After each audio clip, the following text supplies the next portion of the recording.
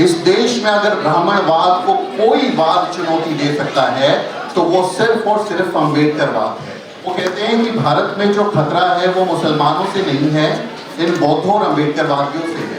तो मुसलमान अभी फिलहाल हमारा दुश्मन नहीं है, वो हमारे आरक्षण पे हमला नहीं कर रहा, वो हमारे को अलग तरह की व्यवस्थाओं में शिकार नहीं बना रहा, हमें डर दिखा रहा है इन्हें।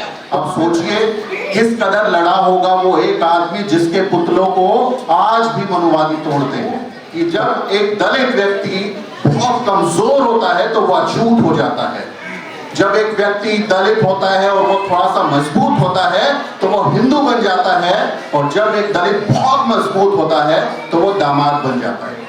आज मैं सोशल मीडिया देख रहा था तो एक चीज मैंने वहां देखी। स्वामी शंकराचार्य अवितेश मुक्तेश्वरानंद कोई एक व्यक्ति हैं, उनका एक वीडियो आज इंस्टाग्राम पर चल रहा है जो मैंने अपने ट्विटर पर भी डाला। वो कहते हैं कि भारत में जो खतरा है वो मुसलमानों से नहीं है, इन बौद्धों और अम्बेडकरवादियों से है। अगर आप उनका वीडियो देखेंगे तो वो आपको देखेंगे और आपका जो विषय है कि बढ़ता ब्राह्मणवाद देश की एकता और अखंडता के लिए कैसे खतरा है, ये उनके बयान से आप समझ सकते हैं। वो कह रहे हैं कि मुसलमान जो आज मुसलमान हैं उनसे हमें इतना खतरा नहीं है, क्योंकि वो तो सीधे सीधे हमारे दुश्मन, हम उनको मानते हैं और घोषित करते हैं, उनकी पूरी राजनीति उस पर चलती है। लेकिन असली खतरा जो अम्बेडकरवादी हैं, जो बुद्धिस्ट लोग हैं, उनसे है। तो इसका मतलब आप समझिए कि आप भी निशाने पर हैं। इस देश में अगर ब्राह्मणवाद को कोई वाद चुनौती दे सकता है तो वो सिर्फ और सिर्फ अम्बेडकरवाद है। कोई मनुवाद को अगर कोई ताकत हरा सकती है तो सिर्फ और सिर्फ अम्बेडकरवाद है। ये अम्बेडकरवाद कोई आज की बात नहीं है, ये एक स्पिरिट है, ये एक संघर्ष है, ये एक एंटी कास्ट मूवमेंट है। आप सबने एक रेस देखी होगी जिसको रिले रेस कहते हैं। हाथ में एक बैटन रखते हैं, खिलाड़ी भागता है और फिर वो बैटन जब थक जाता है तो किसी दूसरे खिलाड़ी को देता है। तो ये एंटी कास्ट मूवमेंट जिसके हम सब हिस्सेदार हैं, ये उस रिले रेस की तरह है जिस दास महाराज हैं।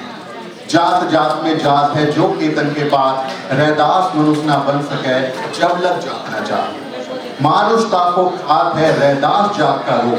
तो वो देखिए आप कितने साल पहले, 500-600 साल पहले, 1000 साल पहले आप हमारे किसी संत को देखेंगे, आप देखेंगे 200 साल पहले किसी व्यक्ति को देखेंगे, वो उस जाति व्यवस्था को चुनौती दे रहे हैं। गुरु महाराज, हमारे संत गुरु महात्मा जाति व्यवस्था को सीधे चुनौती दे रहे हैं। जाति विप्र करो दंडोती, वाकी रविदास करो खंडोती।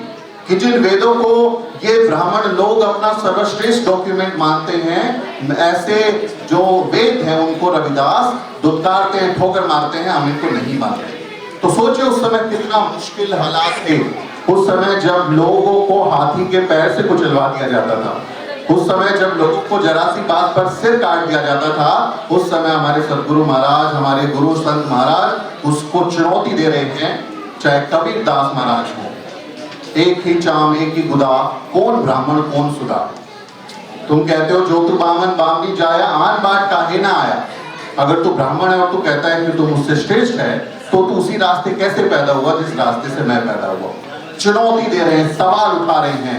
चाहे हमारे राष्ट्रपिता ज्योतिबा फुले हो, सावित्री माई फुले हो, बाबा साहेब डॉक्टर अम्बेडकर हो, पेरियार साहेब हो, मान्यवर काशीराम साहेब हो, हर सदी में, हर दशक में, हर समय आप देखेंगे हमारे लोग लगातार सवाल उठाते हैं और इस एंटी कास्ट मूवमेंट में अपनी हिस्सेदारी देते हैं। हमें उनसे सीखना चाहिए। इस ब्राह्मणवाद से लड़ाई जो है वो लगातार चलती है। कितने लोगों ने हमारी शहादत दी है, कितने लोग इस व्यवस्था का शिकार हुए हैं, लेकिन हारे नहीं, थके नहीं, झुके नहीं और पीछे भी नहीं हटे। मैं अक्सर कहता हूं कि हम जो लोग हैं ना, हम फाइटर कौम हैं, हम लोग बोर्न फाइटर्स हैं। आपने हमें गांव से बाहर भगाया, वहां जंगल में छोड़ दिया कि इस तरफ दक्षिण टोले में जाओ। मेरी नानी बताती थी कि हवा के जरिए हमारी गंदी बदबू भी ना आए, ऐसी गांव की संरचना इन्होंने बनाई कि इस दिशा में फेंक दो। वहां जंगली जानवर से लड़े, हम बच गए। आपने साफ पानी नहीं पीने दिया, हमने प्रदूषित पानी पिया, हमारी इम्यूनिटी स्ट्रॉन्ग होगी, हम फिर भी बच गए। आपने हमें खाना नहीं दिया, हमने कच्चा मांस खाया। अब मध्य भारत में जाइए, वहाँ सिकल सेल नाम की बीमारी है, जो कच्चा मांस खाने वाले हमारे लोगों को होती है, क्योंकि उन्होंने सदियों से वैसा मांस खाया और वो बहुत ही भयानक बीमारी है। वहां से भी जूझ के, संघर्ष करके हमारे लोग सर्वाइव किए। तो हम बोर्न फाइटर्स लोग हैं, हम आपकी गतिविधियों से, ऐसी साजिशों से डरने वाले नहीं हैं। तो अब तो एक काम बचा है कि गैस चैम्बर में डाल दो। जैसे अब जो व्यवस्थाएं हैं भारत में, अब हम न्यू एजुकेशन पॉलिसी की भाई साहब बात कर रहे थे, अब क्या बचा हमारे लिए? आपने संविधान को खत्म करने की कोशिश की, आपने आरक्षण को निष्प्रभावी बना दिया, आपने न्यू एजुकेशन पॉलिसी लाके हमारे बच्चों को जो शिक्षा हासिल करने में असमर्थ हैं उनके रास्ते बंद कर दिए। अब क्या बचा? अब तो गैस चैम्बर में डाल दो, उससे ज्यादा भयानक क्या होगा? लेकिन उसके बावजूद भी हम यकीन करते हैं कि कोई ना कोई एक व्यक्ति हमारा जिंदा बचेगा जो इस एंटी कास्ट मूवमेंट को आगे बढ़ाएगा, अगली पीढ़ी तक भी उस संघर्ष को लेकर जाएगा। ये बहुत हमारी स्पिरिट है, हमारे पुरखों की स्पिरिट है। अब सोचिए किस कदर लड़ा होगा वो एक आदमी जिसके पुतलों को आज भी मनुवादी तोड़ते हैं। तो बाबा साहब डॉक्टर अम्बेडकर किस कदर लड़े होंगे उस समय पर, कितनी मेहनत से उन्होंने हमारे लिए रास्ता बनाया होगा। वो झुके नहीं, वो थके नहीं, वो हटे नहीं, वो रुके नहीं, हम कैसे झुक जाएं? कई बार मुझसे लोग पूछते हैं कि आप ऐसा मीडिया में जाते हैं, ऐसी जगह जाके लोगों से बात करते हैं, आपको डर नहीं लगता? यूएस में मैं गया तो वहाँ एक आंटी बड़ी मेरी चिंता कर रही थी, वो आके मेरे सिर पे हाथ फेरते हुए कहती है, बेटा मुझे बड़ा डर लगता है तुम जब ऐसे काम करने जाते हो। तो मैं कहता हूँ हमारे पुरखे नहीं डरे तो हम कैसे डर जाएं? मैं सिर्फ अपना काम कर रहा हूँ, मैं कुछ बड़ा काम नहीं कर रहा। मैं एक जर्नलिस्ट हूँ, मेरे को यही पढ़ाई सिखाई गई, मैंने यही जर्नलिज्म की परिभाषा सीखी कि ये लोकतंत्र का चौथा खंभा है, हमें मजलूम लोगों की आवाज को उठाना है। मैं सिर्फ अपना काम कर रहा हूँ, मैं कोई बड़ी क्रांति नहीं कर रहा। हर व्यक्ति अगर अपना काम करे, ईमानदारी से काम करे, तभी हमारा देश बेहतर होगा, तभी हम देश को बेहतर बना सकते हैं। तो मैं अपना जर्नलिज्म है, लेकिन उसके बावजूद हम लोगों पर तमाम तरीके के हमले होते हैं। कभी केस कर देते हैं, कभी कोई गाली देगा, कभी कोई हमला कर देगा, लेकिन ठीक है, ये संघर्ष है, ये लड़ाई है जिसमें हम सब लोग अपने हिस्से का काम करते रहेंगे, डरेंगे नहीं।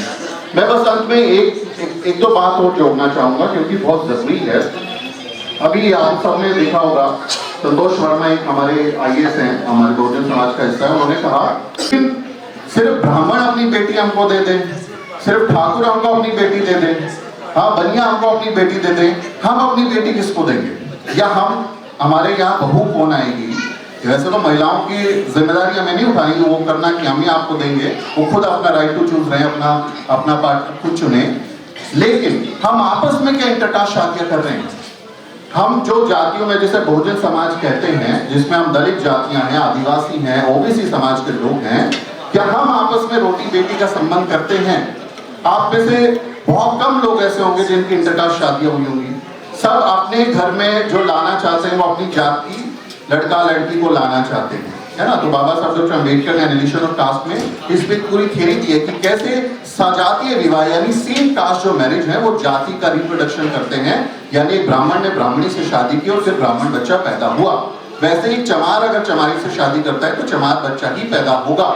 हमें आपस में सोचना होगा कि क्या हम लोग एक समाज के तौर पे जब हम एकता का हुंकार भरते हैं, ये बहुत जरूरी विषय है, क्या हम आपस में एक दूसरे से रोटी बेटी का संबंध रख रहे हैं? क्या आप क्या आपस में एक दूसरे के साथ भेदभाव तो नहीं करते हैं? आपकी जातियां, भारत की जाति जो क्रूर व्यवस्था है, आप देखेंगे हर जाति के ऊपर एक जाति और हर जाति के नीचे एक जाति, जात जात में जात है जो केतन के पास, जैसे सतगुरु रविदास महाराज कहते हैं। तो एक सैडिस्ट प्लेजर है कि ना मेरी जाति इससे बेहतर है, ये तो छोटा है, ये इससे छोटा है।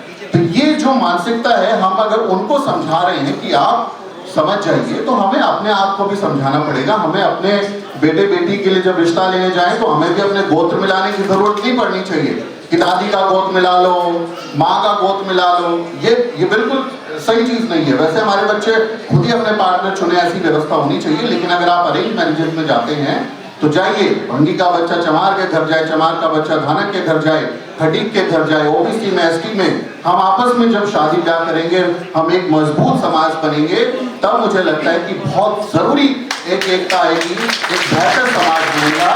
इसकी ओर जरूर कोशिश कीजिए। सिर्फ ऐसा नहीं है कि वो सुधर जाए, ठीक है वो नहीं सुधर रहे, उनकी नई चिंता में, ठीक है वो जैसा रहना चाहते हैं रहना चाहे। हम अपने लिए क्या बेहतर कर सकते हैं, हम अपने समाज को कैसे बेहतर कर सकते हैं, उस पर जो है जरूर ध्यान दीजिए।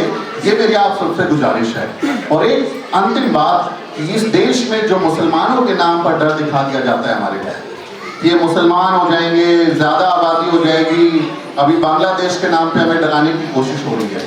तो मुसलमान अभी फिलहाल हमारा दुश्मन नहीं है, वो हमारे आरक्षण पे हमला नहीं कर रहा, वो हमारे को अलग तरह की व्यवस्थाओं में शिकार नहीं बना रहा, हमें डर दिखा रहे हैं लोग। तो हमें पहचानना होगा कि हमारा असली दुश्मन कौन है।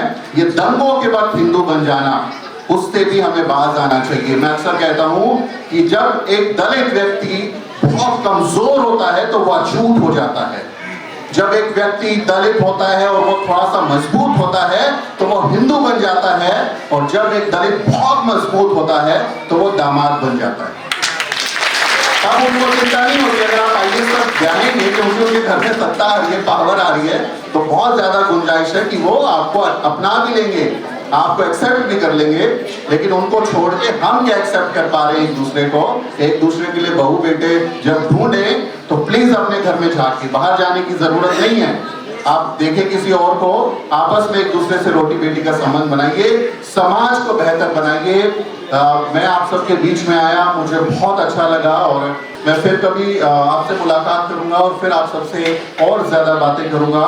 बहुत बहुत शुक्रिया सभी साथियों को, बहुजन स्वाभिमान संघ के सभी सदस्यों को बहुत बहुत बधाई। इतना शानदार अच्छा कार्यक्रम उन्होंने किया है। जय भीम, जय भारत।